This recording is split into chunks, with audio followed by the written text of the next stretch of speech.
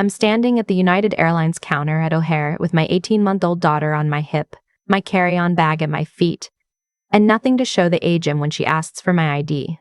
Not because I forgot it, because I haven't seen my own passport in 4 months.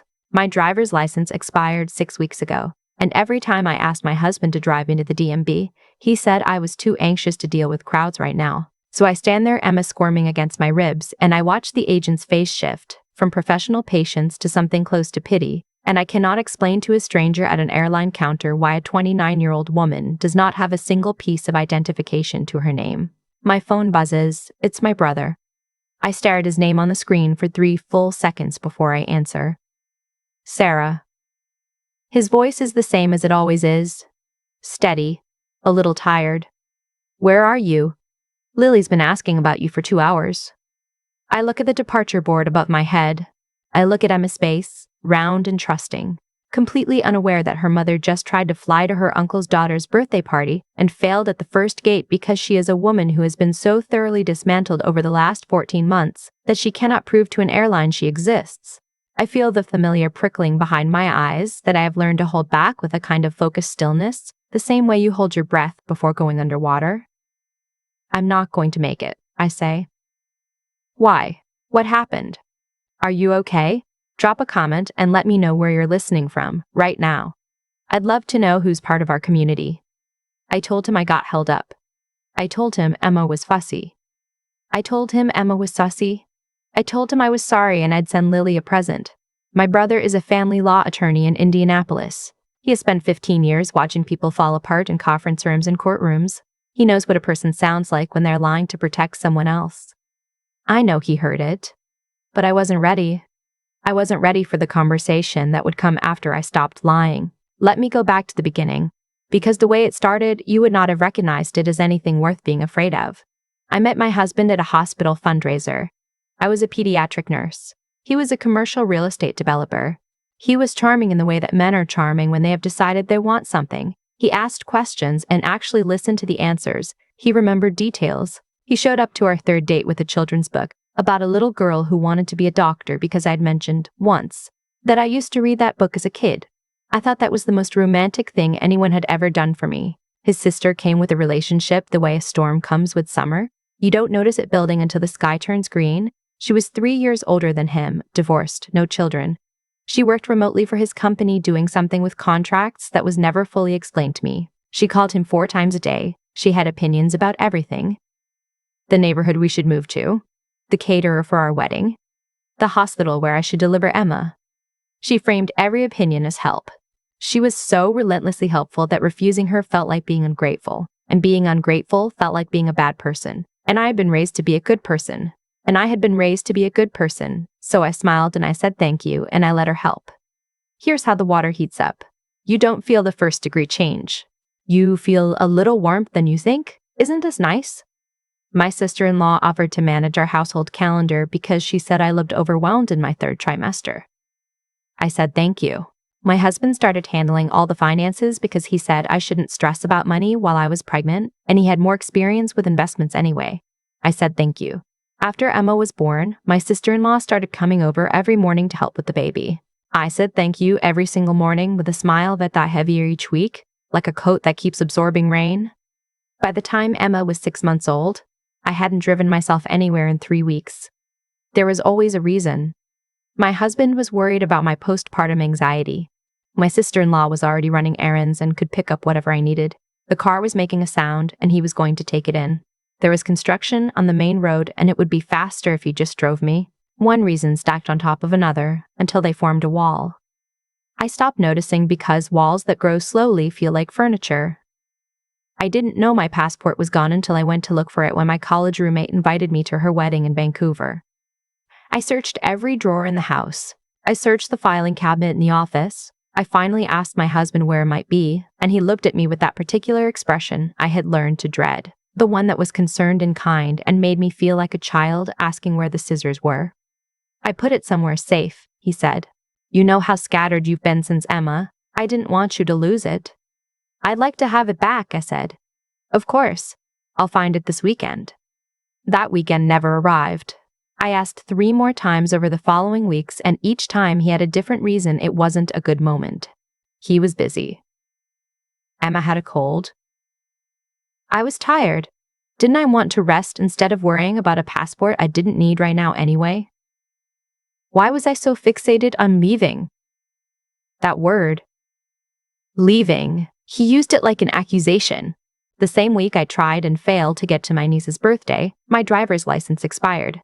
I reminded my husband twice that I needed to go to the DMV. He agreed both times. He said he'd take me. Something always came up. On the day my license clicked over from valid to expired, I sat in the kitchen while Emma napped, and I felt the walls of the house press closer, and I thought, I am a 39-year-old woman who cannot get herself a glass of water from the faucet without someone deciding whether she should have ice. I was 29. But I felt 39. That is what controlled isolation does to your body. It ages you from the inside out. My brother called the following Tuesday. He didn't ask again why I'd missed the party. He said, I'm going to be in Chicago for a deposition Thursday. Can I take you and Emma to lunch? I said yes before I even thought about whether my husband would have a reason why it wasn't a good time. I told my husband about lunch with my brother that evening. He was calm. He said, of course. He said he was glad I was getting out of the house. He smiled the smile that didn't reach his eyes and said, I'll drive you. Not offer to drive me. Not ask if I wanted a ride. He said he would drive me, the way you tell a teenager when curfew is. On Thursday, I got in the car with my brother while my husband stood at the front window watching us pull out of the driveway. He stood there the whole time. I watched him in the side mirror until the car turned the corner. My brother took us to a diner about 2 miles from the house. He ordered coffee. He ordered Emma a small bowl of fruit. He watched me for a long moment across the table, and then he said, Tell me what's going on. Nothing's going on, I said. Sarah.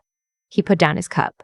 My brother has a way of saying a single word that contains an entire argument. He has been doing it since we were kids. He did it then, and it unlocked something I had been keeping shut for over a year. I called you 11 times between March and June. You called me back 3 times. The last time we saw each other before the party was Thanksgiving, and you barely spoke, and you looked at your husband before you answered every question I asked you. I've been in family court long enough to know what that looks like. So tell me what's going on. Emma was pulling the straw out of my water glass and putting it back in. I watched her do it 4 times. Then I said, I don't have any ID. My brother's expression didn't change. That is the thing about people who've seen real crisis. They don't perform shock. They go very still and very focused. What do you mean you don't have any ID? I told him about the passport. I told him about the DMV. I told him about the driving, the finances, the calendar, all of it. All the degrees of heat I had adapted to without realizing I was cooking. I told him about the morning my sister-in-law arrived at 7 a.m. and rearranged the shelves in Emma's nursery while I was still in my pajamas, and when I asked her why she'd moved Emma's things, she smiled and said she was just trying to help, and my husband later told me I had been rude to her. I told him about the time I had a work friend text me asking if everything was okay because I'd stopped responding to messages, and I didn't know what to say because my husband had at some point changed the passcode on my phone to something I didn't know and said he'd done it for security purposes. I told him that when I tried to check our bank balance 2 months ago, the app told me my access had been removed. My brother listened to all of it without interrupting. Emma fell asleep in the booster chair. The coffee went cold. When I finished, he said, Sarah, I need you to hear me very carefully. What you just described is not a difficult marriage. It is not a communication problem. It is not your postpartum anxiety or your scattered brain or anything else they have told you it is. What you just described is coercive control. That is a legal term. It is recognized in courts. What they have done to you is a documented pattern of abuse. The word abuse sat across the table from me like a person I'd always been told didn't exist. I had told myself so many times that what was happening to me didn't qualify for that word. There was no raised voice most of the time. There was no physical threat. There was just help. So much help that I had been hollowed out by it. I can't leave, I said, and my voice cracked on it. If I leave without a plan, I lose Emma. I don't have ID. I don't have access to money. I don't have... You have me, my brother said. He reached across the table and put his hand over mine. And I felt my entire body exhale for the first time in what felt like years. And I need you to know something. I should have pushed harder. I called 11 times, and when you didn't answer, I told myself I was respecting your privacy. I told myself you were an adult, that it wasn't my place, that maybe I was projecting. I have watched people in court describe exactly what you just told me, and I still let 6 months go by before I sat down across from you and just asked. That is on me. And I'm so sorry. I hadn't expected the apology. I expected action, because my brother is a person of action. The apology broke something open that I needed broken. I cried into a diner napkin with my daughter asleep 12 inches away, and my brother didn't rush me and didn't look around to see if anyone was watching. When I could breathe again, he said, "Tell me everything you have access to.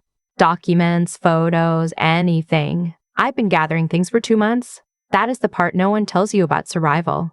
You don't fight the chain. You pick the lock while they're sleeping." I had started photographing things on my old phone, the one my husband didn't know I still had, charged by a cord I kept at the back of the linen closet. I photographed bank statements when my husband left his laptop open. I screenshot emails between him and his sister about what they called managing my condition. I found a credit card bill in the name of my sister-in-law that my husband had been paying from our joint account, $11,000 over 8 months. Dinners, hotel stays, a car lease payment. I also found something I did not expect to find and could not fully process when I found it. A loan application, submitted online 6 months ago. The borrower was listed as Sarah Christine Harmon. My name. My social security number. My income, listed as my nursing salary. A personal loan for $52,000 from a private lending company I had never heard of. I did not take that loan. The signature at the bottom was a version of mine the way a photocopy is a version of an original. Close enough to pass a quick review. Not close enough to survive scrutiny. I told my brother all of this at the diner table. He wrote notes on a napkin. When I described the loan, his jaw did the thing it does when he is controlling a very strong reaction. He wrote the number down. He wrote the number down. He wrote the name of the lending company. He said very quietly, "Okay, here's what we're going to do." He drove me home. He walked me to the door. My husband was inside with his sister, who was inexplicably there on a Thursday afternoon. They both looked at my brother the way people look at something that is about to complicate their lives. My sister-in-law smiled. "We were just about to start dinner," she said. "You're welcome to stay." My brother looked at her with the same expression I imagine he uses in depositions. "I appreciate that," he said. "I actually just wanted to confirm something with my sister before I head out." He turned to me. "Do you have Emma's pediatric records? You mentioned you wanted me to look at something. It was the signal we had agreed on in the car." I said yes. They were upstairs. I walked past my husband. He put a hand on my arm. "What records?" he asked. "Emma's vaccination history," I said, which was true, because Emma's records were real and they were upstairs and I had every legal right to them. My brother needs them for his insurance paperwork. That part was not true, but I had learned, in 14 months of living in that house, that the truth was not always what got you to the exit. I went upstairs. I took Emma's records. I took my social security card and Emma's birth certificate, which I had found weeks earlier in a shoebox in the back of the closet, put there for safekeeping in the same way my passport had been put somewhere safe. I took the old phone from the linen closet. I tipped the folder I had assembled over 2 months, the photographs, the screenshots, the bank records, the loan document. I did not pack a bag.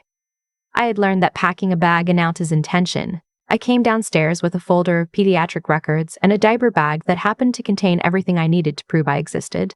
My brother said goodbye to my husband and my sister-in-law with the pleasant professionalism of someone who has nothing to hide. He said he'd see me at Christmas. He walked out the door. I said I was going to walk him to his car to get the parking validation from the glove compartment, which was a reason I invented in the car on the way home, because my brother had said, "You will need a reason to be outside with me. Make it mundane, make it boring, make it the kind of thing no one follows up on." I walked to his car. I put Emma in the rental car seat he had installed before he pulled into my driveway. He closed the door behind me. He walked around to the driver's side. He pulled out of the driveway at a normal speed. He did not peel out. He did not run the light at the end of the block. He drove the way an attorney drives when he is removing his sister and his niece from a house that is no longer safe, which is to say he drove like someone who has planned this exact departure and intends to give no one any legal cause for complaint. We were 4 blocks away when I started shaking. Not the gentle trembling of nerves, but the full body shaking of a person whose adrenaline has finally found an exit and taken it at speed. Emma reached forward from her car seat and patted my shoulder with her small hand, the way children do when they sense distress without understanding it. And that gesture, that tiny, uninstructed act of comfort from my daughter, nearly ended me. "You're okay," my brother said. "You're in my car. You're going to my hotel. Tomorrow we're going to figure out the rest of it. Tonight you just breathe." At the hotel, my brother ordered room service. Emma ate half a waffle and fell asleep on the second bed with her feet sticking up in the air the way toddlers do, without a care in the world. And I sat at the small desk and spread out everything I had gathered over 2 months on the white surface of the desk and looked at what my life had become as documented evidence. My brother put on his reading glasses and went through it piece by piece. He did not speak for a long time. When he put the loan document down, he took off his glasses and rubbed his eyes. "Okay," he said. "I want to walk through this with you. You need to hear the full picture." The full picture was worse than I had let myself believe. The $52,000 loan had been dispersed 8 months ago. The money had been transferred in 3 installments. The first installment went to pay off my sister-in-law's credit card, the same one I had photographed statements for. The second installment went to a business account registered in my husband's name that I had never known existed. The third installment had been partially used to pay the lease on a property, an apartment near his office that he had been renting for 11 months. I logged into the credit monitoring app on my old phone. I had created an account 6 weeks earlier with an email address my husband didn't know about. My credit score, which had been 742 when I got married, was now 605. There were 3 accounts in collections I had never opened. There was the loan, listed as current, but with a monthly payment that would have required me to know it existed to make it. And there was a second inquiry, more recent, for a car loan in my name on a vehicle I had never sat in. I put the phone down on the desk. "He was trying to make it impossible," I said. Not a question. I had known it somewhere below the level of language for weeks, and the documents had just translated it into words. If I ever left, I'd have no ID, no credit, no money, and $52,000 of debt I didn't take out. I'd be trying to get a divorce in custody while fighting collections and explaining a forged signature on a loan. "Yes," my brother said. "That is exactly what this is. And I need you to understand something important. This is not a civil matter. This is not something we handle in divorce court and split down the middle. Forging a signature on a loan application is bank fraud. It is a federal offense. Withholding a person's identifying documents and restricting their movement meets the legal threshold for coercive control in Illinois. And a second fraudulent loan inquiry means this was not a one-time decision. This was a pattern. This was a plan. My phone, my regular phone, the one my husband knew about, had 7 missed calls from him by the time I checked it. There were 4 texts from my sister-in-law. The text started confused and ended threatening. The last one said, "You need to come home right now or I will tell the police you took Emma without permission, and that is parental abduction." I handed the phone to my brother without a word. He read the messages. He typed a response from my phone, but he read it to me first and asked if I wanted to send it. It said, "Emma is with me, her mother, which is not parental abduction. She is safe. I am safe. My attorney will be in contact with yours." My husband called 40 seconds later. My brother answered and identified himself by name and bar number and asked my husband to direct all future contact through legal counsel. He said this the same way you tell a neighbor their music was too loud, measured, factual, without heat. Then he ended the call. He looked at me over Emma's sleeping form. "They know we have the documents," he said, "so we move fast." The next morning, my brother filed an emergency motion with the court for a temporary restraining order based on documented financial abuse, withholding of identification documents, and coercive control. He had the loan documents. He had the screenshots. He had the credit report. He had Emma's birth certificate and my social security card, which he submitted as evidence of what my husband had been keeping from me. By noon, the restraining order was granted. That same afternoon, I walked into the Illinois Secretary of State office with my social security card, my birth certificate, and my brother standing beside me, and I got a state identification card.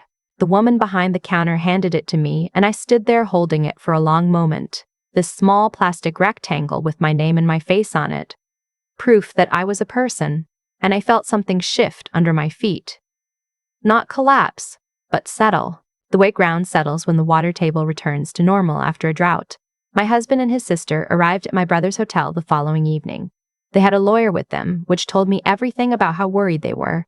My husband looked the way I had not seen him look before, uncoordinated, unpolished, like a person whose script had been taken away. His sister kept her chin up and her eyes sharp and said nothing. Their lawyer asked whether we could handle this quietly, whether there was any possibility of returning to the marital home to work through things. My brother set a folder on the table between us. "That is a copy," he said. "The originals are with the court and with the Coul County DA's office, where we filed a complaint this morning.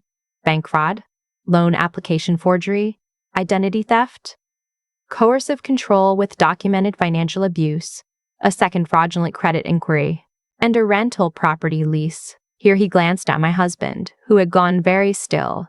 "That may be relevant to the divorce proceedings." The other lawyer looked at the folder.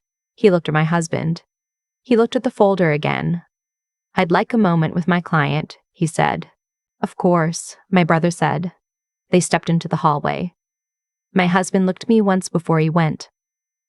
I don't know what he was looking for. I don't know what he thought I would give him. I looked back at him the way you look at something you used to believe in that turned out to be constructed out of things that were never true. The other lawyer came back in without his clients and said they were prepared to discuss full financial restitution in exchange for a cooperative divorce proceeding. My brother said restitution was not a negotiation, it was a legal obligation, and the criminal complaint was already filed and not within our authority to retract. He said the divorce would proceed and the support agreement would reflect Emma's needs and my nursing career, which had been interrupted by 14 months of manufactured incapacity. He said all future communication would go through him. When they left, I sat in a hotel chair next to Emma's portable crib and let myself feel something I had almost forgotten was still available to me. Not happiness, not yet. Something quieter and more fundamental than happiness. The particular sensation of a person who has stopped waiting for someone else's permission to take up space. I want to tell you about what came after, because the comments on stories like this always ask and the people asking deserve a real answer. It took 6 months. The divorce was finalized. I have primary physical custody of Emma. My husband has supervised visitation, pending the resolution of the criminal case. He pled down from federal bank fraud to a state felony charge of identity theft, and he is currently on probation with a restitution order. The $52,000, the $11,000 in his sister's credit card bills paid with my money, the rental apartment. All of it is part of the court order. His sister was charged separately with conspiracy and the financial fraud. That case is still pending. She is not permitted to have contact with Emma until it is resolved. The fraudulent accounts on my credit report are in the process of being removed. My credit score at last check was 690 and climbing. I am working again. Not full-time yet.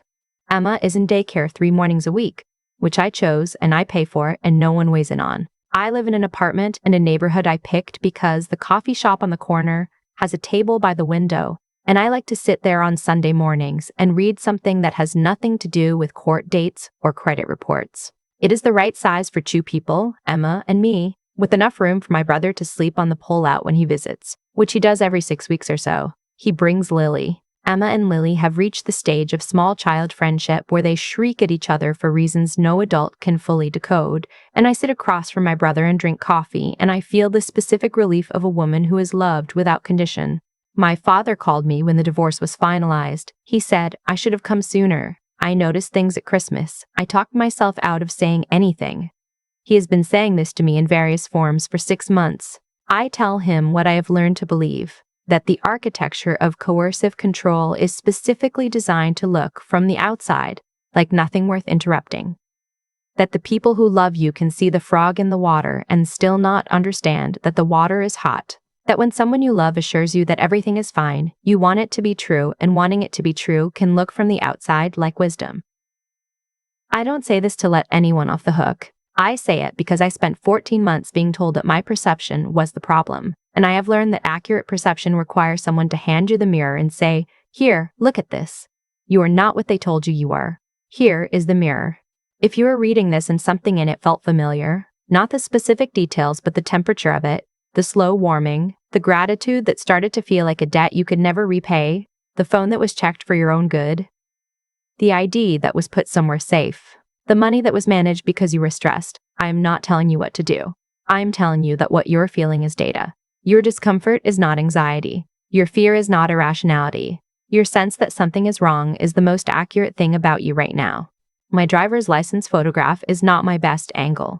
My hair was still growing out from a cut I got in the last time I was allowed to make a small personal decision without a lengthy discussion about whether it was a good idea.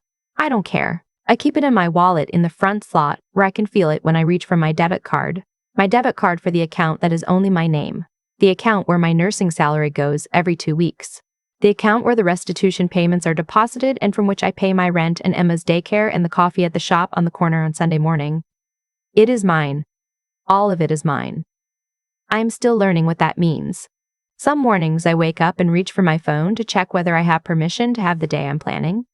And then I remember that I don't ask permission anymore. And the relief of that is so physical it is almost dizzying. Emma took her first unassisted steps in my apartment, in the kitchen, between the island and a refrigerator, at 11:30 on a Wednesday night while I was trying to get her settled. She stood up, looked at me with absolute confidence, and walked 4 steps into my arms. I sat on the kitchen floor and held her and cried, not because it was sad, but because she will not remember a time when her mother did not know where her own passport was. She will not inherit my architecture.